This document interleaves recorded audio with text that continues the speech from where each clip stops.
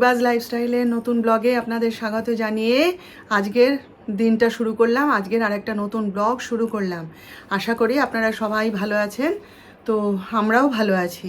গরমটা আজকে কম লাগছে, তবে যিশুর কাছে কালকে শুনলাম যে কলকাতায় বলছে মা আমাদের এখানে যেরকম মানে ঘাম হয় কলকল করে সেরকম গরম নেই, তবে কলকাতায় একটা ভ্যাপসা গরম, মানে গরম লাগছে কিন্তু আমাদের মতন বিচ্ছিরি করে গা ঘামছে না।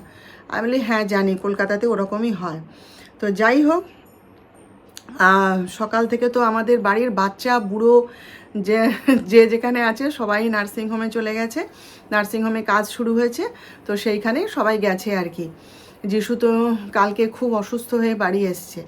যখন ঢুকেছে সে গলা টলা বসে গেছে, গলা দিয়ে আর সাউন্ড বেরোচ্ছে না। আমি চুপ করে তাকিয়ে আছি, সে আমাকে মানে সে ভাঙা গলায় ডাকছে, ওমা আমার গলা গেল। আরে কী হয়েছে না, ওই যে ওই এসির ঠান্ডা গাড়ির মধ্যে সেখান থেকে বেরিয়ে আবার রোদে রোদে রোদে রোদে সব কাজকর্ম করেছে, বহু জায়গায় ওদেরকে যেতে হয়েছে। তারপরে আবার তার বাপিকে বলেছে আমাকে একটা কোল্ড ড্রিঙ্কস কিনে দাও, ভীষণ তেষ্টা পেয়েছে। ওর বাবা তাকে আবার ঠান্ডা জল এমনি হালকা কিনে দিলে হয়, বলে ছেলেটা চাইলো, তাকে আবার এক বোতল কোল্ড ড্রিঙ্কস কিনে দিয়েছে। সেই কোল্ড ড্রিঙ্কস ও খেতে খেতে বাড়ি এসছে, ব্যাস গলা চোখড হয়ে গেছে একদম। এসে পরে আবার ক্যালপল খেয়েছিল জানেন, মাথার যন্ত্রণা করছে। খাওয়া দাওয়ার পর হঠাৎ বলে মা আমাকে একটা ক্যালপল দাও দেখি, আমার ভীষণ মাথার যন্ত্রণা করছে, আমি চোখ তুলে তাকাতে পারছি না।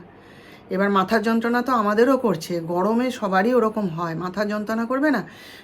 যাকেই বলছি সেই বলে আমারও করছে মাথা যন্ত্রণা, কিন্তু ওর ওই রকম ধরে গেছে ঠান্ডা এতে। তারপরে তো সারা রাত এসি চালিয়ে শোবে জানেন তো। এমন এসি চালাবে না, সে সকালবেলায় উঠে যখন ঘরের দরজা খুলি সে মেঝেগুলো পর্যন্ত জল হয়ে গেছে, এমন এসি চালাবে। ওর ঘরে এসি কখনো বন্ধ হয় না।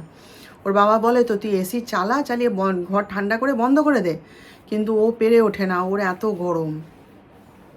তো যাই হোক, আবার শুনছি নাকি যে কি বলে এই আসছে শনিবার থেকে নাকি 55 ডিগ্রি তাপমাত্রা হয়ে যাবে, বৃষ্টি বাদলের এখন নাম নেই, রেড অ্যালার্ট জারি করা হবে। মানে গেল, এইবার গেল। এই 55 বলছি 45 ডিগ্রি তাপমাত্রা হবে এখানে। হ্যাঁ, কালকে যিশুও বলছিল জানো রাজস্থানে এখন 55 ডিগ্রি তাপমাত্রা। আমি রাজস্থানে হয়, মরুভূমির জায়গা, ওখানে হবে। তো 45 ডিগ্রি তাপমাত্রা যদি হয় রে ভাই, কি অবস্থা হবে চিন্তা করুন। ওরে বাবা রে। যাই হোক, বলছে না ঘর থেকে একদম বেরিও না মা, এসির মধ্যে আছো, ঘরের মধ্যে ঠান্ডায় আছো, ভালো আছো। আমি না না, কোথায় যাব এই গরমের মধ্যে। তো যাই হোক, এইমাত্র পুজো সেরে উঠলাম, উঠে জলখাবার টাবার খেয়ে একটুখানি 5 মিনিট বিশ্রাম নেব, নিয়ে ভাত বসাবো। সকালবেলা ঘুম থেকে উঠেই না আগে ফিল করি গরমটা কীরকম পড়েছে আজকে জানেন, দরজা জানলা খুলে দিয়ে। তারপরে মানে ওই এনার্জি স্টোর করি মনের মধ্যে যে রান্নাঘরে ঢুকতে হবে, রান্নাটা করতে হবে। গরম যতই পড়ুক রান্না তো করতে হবে, খেতে তো হবে বলুন। আজকে খুব জল ঢালা ভাত খেতে ইচ্ছে করছে, দেখি আজকে ভাবছি খেয়েই নেবো, যা বলে বলবে। তো চলুন, হ্যাঁ আপনারা সঙ্গে থাকুন, দেখতে থাকুন। আজকের দিনটা এখান থেকে শুরু করলাম। তো চলুন দেখি আপনাদের সঙ্গে কতটা কি শেয়ার করতে পারি। চলুন। আমাদের এখানে এখন এই গরমে না হোম ডেলিভারি চালু হয়েছে জানেন। আগে তো ছিল ওই ছোটোখাটো একজন দুজন করতো, এখন দেখছি অনেকে হোম ডেলিভারি করছে। ওই গরমে রান্না করতে পারবে না, হোম ডেলিভারিতে অর্ডার দিয়ে দিল, তারা এসে খাবার দিয়ে গেল, ব্যাস খেয়ে নিল, গরমে কষ্ট কম হবে। আমার দুজন বন্ধুই শুরু করেছে হোম ডেলিভারি, বলছে ভালো অর্ডার পাচ্ছি জানিস। তো আমাকে ডাকছিল, বলে তুই জয়েন করবি? আমি না বাবা, ওইটি পারবো না, নিজের ঘরে রান্না করেই আমি কুল পাই না, হোম ডেলিভারি রান্না ওই সব ব্যবসায় আমি নেই ভাই, আমি অন্য কাজ বলো আছি। আমাদের এখানকার একজন দাঁতের ডাক্তার, তার স্ত্রীও আরম্ভ করেছে জানেন হোম ডেলিভারি ব্যবসা, তার আগে থেকেই নাকি ছিল। তো আমার এক বান্ধবী থাকে ওই রেল লাইনের ওপারে, তো ওর বাড়ির কাছেই বলছে যে জানো হঠাৎ করে দেখি না জমি কিনলো, কিনে তারপরে দেখছি না বিশাল করে এখানে বাড়ি হচ্ছে, বিশাল একটা বড় ঘর বানাচ্ছে। তো আমরা ভাবলাম বুঝি যে ওনার তো এত বড় বাড়ি আছেই, তাহলে আবার এখানে বানাচ্ছে, কোনো কারণ টারণ হবে। মানে আমার যে বান্ধবী তার বাড়ি থেকেই আবার জল নিয়ে নিয়ে কাজ করতো, সাবমার্সিবলের জল, অঢেল জল। তো বলছে আমার ঘর থেকে জল বয়ে বয়ে নিয়ে গিয়ে সব কাজ করছে। তো আমরা ভাবলাম যে বুঝি এখানে তাহলে আবার বাড়ি বানাচ্ছে। তারপরে শুনলাম যে না, ওনার স্ত্রী হোম ডেলিভারির বিজনেস করছে। তো সে ঘর দরকার, এতদিন বাড়ির ছাতে করছিল, সেই জন্য এখানে জমি কিনে বিরাট বড় করে বাড়ি বানিয়ে সেখানে বিজনেস করবে আর কি। তো সেইটাই ডাক্তার সাহেবকে বলছিলাম, বলে ভালো তো, কিন্তু ওই হোম ডেলিভারিতে অর্ডার দিয়ে এখানে অনেকেই খায়, আবার রুটি করে অনেকে, জানেন তো আমাদের এখানে ঘরে ঘরে আবার রুটি তৈরি হয়, সে রুটি আবার অর্ডার সাপ্লাই করে। তো ওই হোম ডেলিভারির খাবার খাওয়া যাবে না। কেন কি আমি শুনেছি তো অন্যের মুখে, আর আমার হাজব্যান্ড তো খাবেই না, যিশু হয়তো খেলেও খেতে পারে, আর আমি তো খাবোই না। আমার বাড়িতে তো ওসব চলবে না, আমার বাড়িতে রান্না করেই খেতে হবে যত কষ্টই হোক। তো যাই হোক, ব্যবসাটা ভালো বলুন, এই গরমে কষ্টের হাত থেকে রেহাই পেতে গেলে হোম ডেলিভারিতে অর্ডার দিয়ে দিল, খাবার এলো, খেয়ে নিল, ঝামেলা কম। এই যে আমার গোবিন্দ, এই দেখুন, এই যে ডাক্তার সাহেব ওকে আজকে ভোরবেলা যাওয়ার সময় ঘুম থেকে তুলে এই সিংহাসনে বসিয়ে দিয়ে গেছিলেন। আমি এখন এই ওকে চান টান করিয়ে সাজুগুজু করিয়ে দিলাম। আর এই যে খেতে দিয়েছি, মনে কদিন ধরে মিষ্টি আনা হচ্ছে না, সেই জন্য ওকে বিস্কুট আর নকুলদানাই খেতে দিচ্ছি জলখাবারে। আজকে তো রবিবার, আর মনেই নেই, দেখুন ওই যে বলেছি না আমাদের বাড়িতে যা রবিবার তাই সোমবার, ওই জন্য আমাদের আর খেয়াল থাকে না। তো আগে আগে যখন রবিবারে বাবার কাছে যখন ছিলাম, রবিবার দিনটা বেশ ছুটির দিন, ভালো লাগতো, সেদিনকে পড়াশোনাও বন্ধ থাকতো, আর দুপুরবেলা মা রান্না টান্না করতো, মাংস ভাত রান্না হতো, তারপরে খাওয়া দাওয়া করে আমরা বিকেলের দিকে বেড়াতে বেরোতাম, হয় ময়দানে যেতাম, নয় ওই যে নেহেরু চিলড্রেন্স পার্ক আছে সেখানে যেতাম, তারপরে নইলে বিড়লা প্ল্যানেটোরিয়ামে যেতাম। তখন তো ছোট্ট ছোট্ট ভাই বোন, আমাদের দুজনকে নিয়ে মা বাবা বেড়াতে যেত।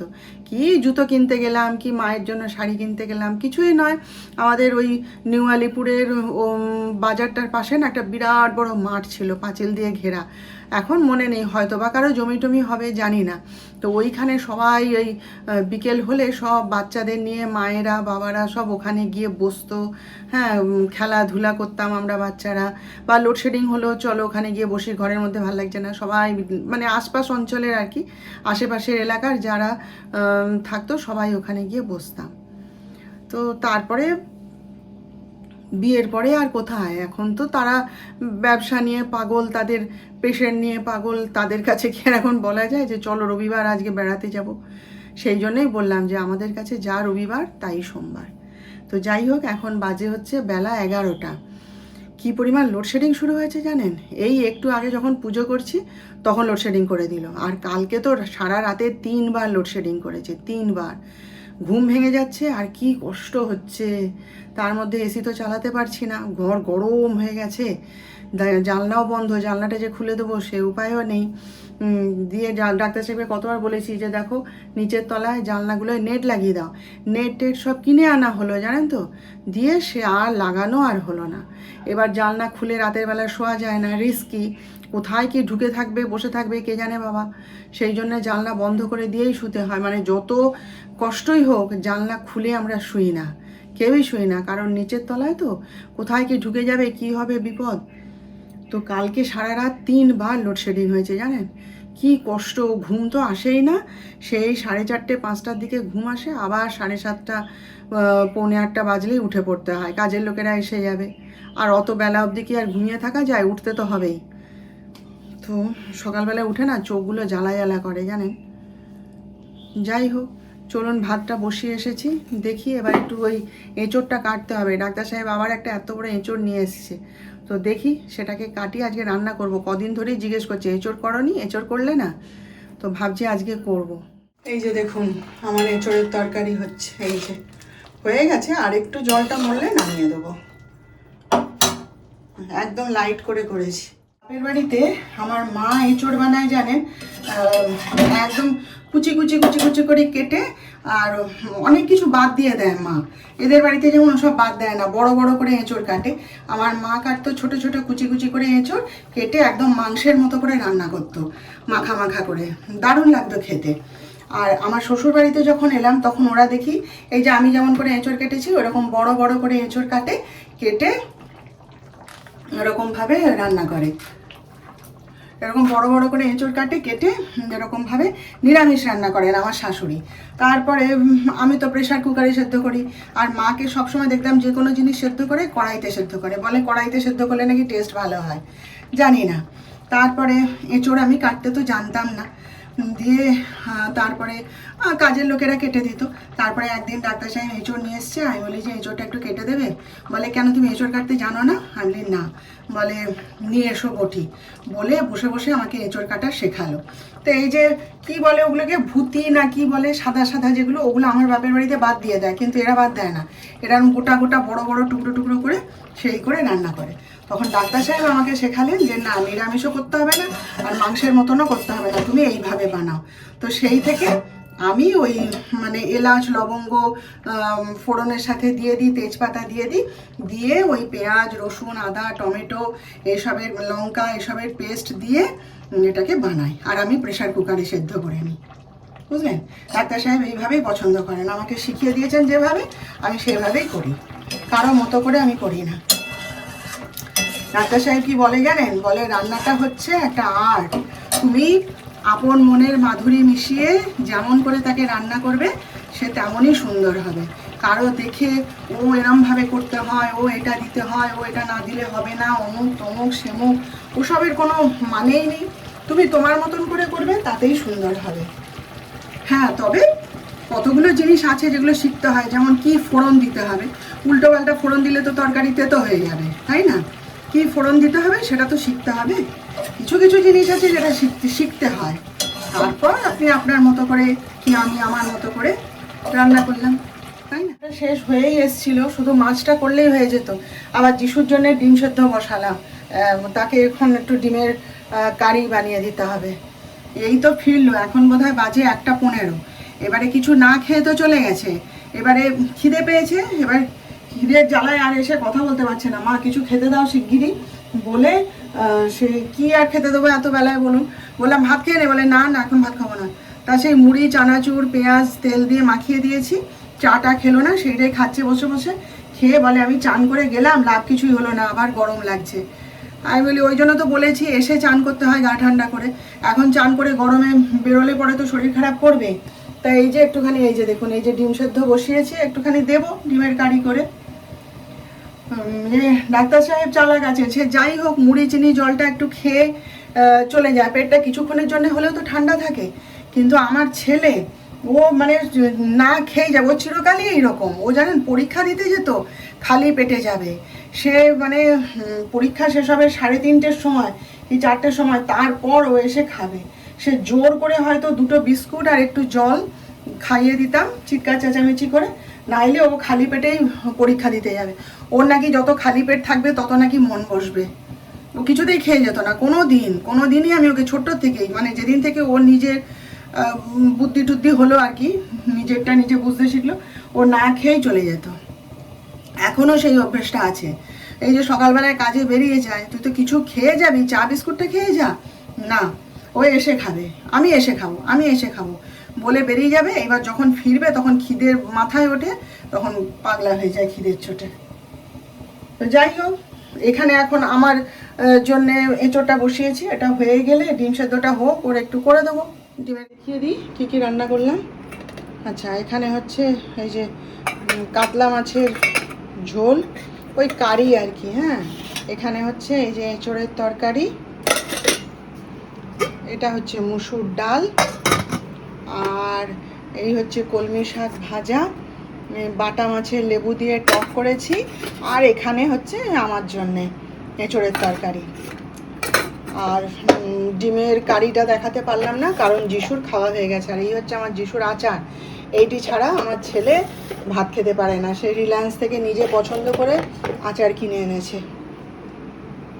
তো ব্যাস চলুন, এবার যিশুর তো খাওয়া হয়ে গেছে, ডাক্তার সাহেব তো এখন আসবে না, সে বলাই বাহুল্য। আর আমার রান্নাঘর ক্লিন করাও হয়ে গেছে। তো চলুন, সকাল থেকে ফাঁকা ঘরে অনেক গল্প করলাম আপনাদের সাথে, এবার একটুখানি চান টান করে নিজে খাওয়া দাওয়া করি, গোপালকে খেতে দিই, দিয়ে একটুখানি বিশ্রাম নিই, পরে আবার আপনাদের কাছে আসবো। ইভিনিং, তো এখন বাজে হচ্ছে 7:40। একটুখানি রিলায়েন্সে গেছিলাম, মা বেটায় দুজনে। ডাক্তার সাহেবের তো সময় নেই, আর সে রিলায়েন্সে যাবেও না। তার ভাত তো খেতে এলো 5টার সময়, খেয়ে দিয়ে ও শুয়ে আছে, বিশ্রাম নিচ্ছে। তারপরে আমিও শুয়েছিলাম, তারপর যিশু বলে মা চলো কোথাও ঘুরে আসি। আজকে রবিবার দিন কোথায় যাই, সব তো দোকান টোকান বন্ধ, ভেবেছিলাম বন্ধ, বাইরে বেরিয়ে দেখলাম না না সব খোলা, আর প্রচণ্ড ভিড়। হ্যাঁ, রবিবার দিনেও এখন দোকান খোলা থাকে, ভাবুন। তো আমাদের কমলা সিঁদুর বন্ধ, তো আমি বলি চল তাহলে একটুখানি রিলায়েন্স থেকেই ঘুরে আসি, কটা জিনিস কেনারও আছে, আর রিলায়েন্সেগুলো সস্তায় হয় একটুখানি, সেই জন্যে মা বেটায় দুজনে একটুখানি গেছিলাম, গিয়ে ঘুরে টুরে চলে এলাম। একটুখানি ঘোরাও হলো, রবিবার দিন ঘরে বসে থাকি কী করি, একটুখানি ঘুরে আসাও হলো, এই আর কি। তো চলুন এবার জামা কাপড় ছেড়ে কাজে লাগি, ঠাকুরকে শয়ন দিই, তারপরে একটু চাটা খাবো।